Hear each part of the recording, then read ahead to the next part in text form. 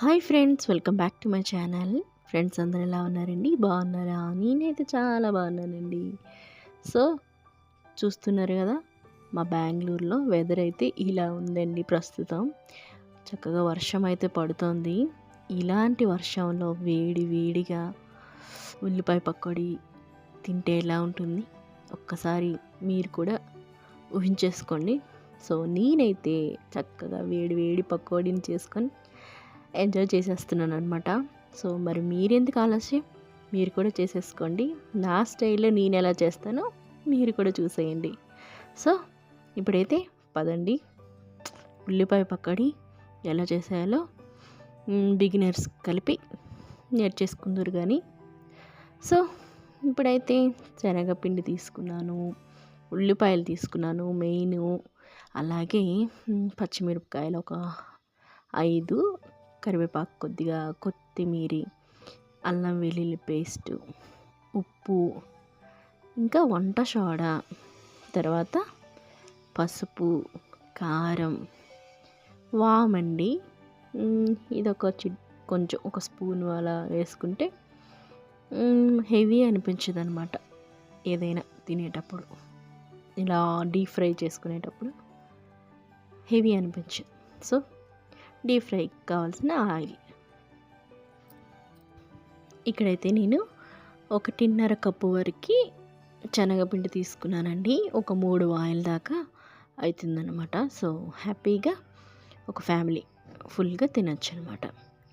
So దానిలోకి ఒక 3 ఉల్లిపాయలు ఇలా సన్నగా కట్ చేసి వేసేసుకోవాలి. ఇందులోకి సన్నగా తరిగిన పచ్చిమిరపకాయలు, సన్నగా తరిగిన కరివేపాకు, కొత్తిమీర ఇవన్నీ వేసేసుకోవాలండి. అన్నీ ముందుగా ఇలా కట్ చేసి పెట్టుకున్నామంటే వెంటనే అయిపోతుంది వంట అయితే.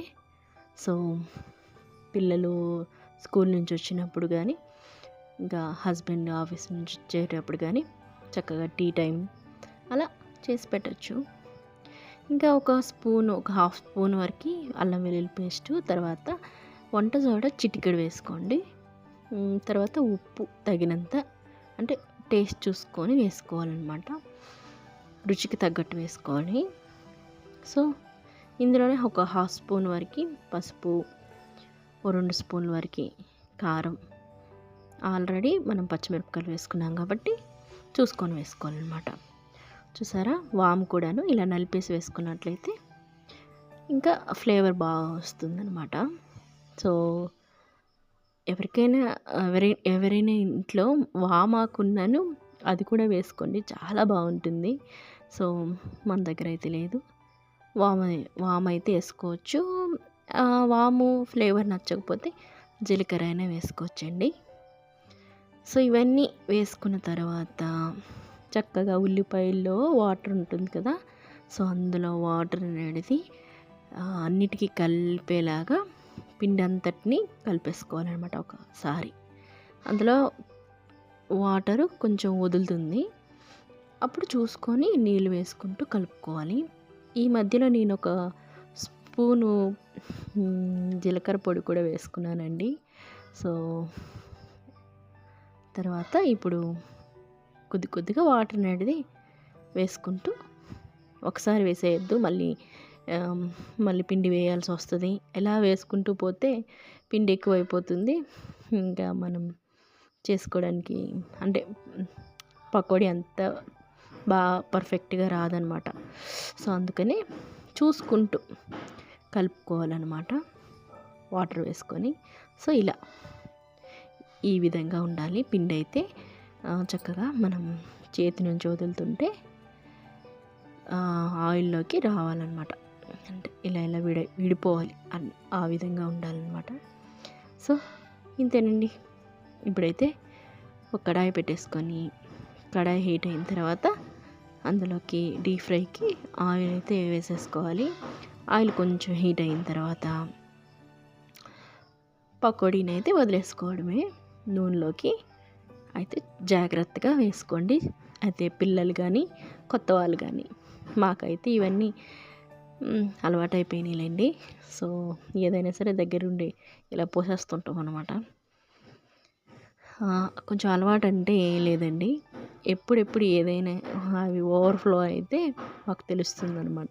అది బిగినర్స్ గానీ, చిన్నపిల్లలు గానీ చేసేటప్పుడు వాళ్ళకి తెలీదు కాబట్టి కాస్త జాగ్రత్తగా ఉండాలి. ఆయిల్ డీప్ ఫ్రైలు చేసేటప్పుడు మాత్రం. సో, ఇలా మంచిగా తిప్పుకుంటూ, కాస్త అటు ఇటు తిప్పుకుంటూ మంచి గోల్డెన్ బ్రౌన్ వచ్చేలాగా ఫ్రై చేసేసుకుంటే వేడి వేడి పకోడీ రెడీ అయిపోతుంది. సో, చాలా తొందరగా కూడా అయిపోతుందండి. ఈజీ కూడాను నాకు తెలిసి. అసలు పకోడీ అంటేనే నాకు ఈజీ ప్రొసీజర్ అనమాట. సో, వేరే బజ్జీ ఇవన్నీ కొంచెం లెంత్ ఉంటుందేమో కానీ దీనికేం అంత అవసరం లేదండి. జస్ట్ ఉల్లిపాయలు ఉండాలా, శనగపిండి ఉండాలా, పకోడీ అయితే అయిపోతుంది.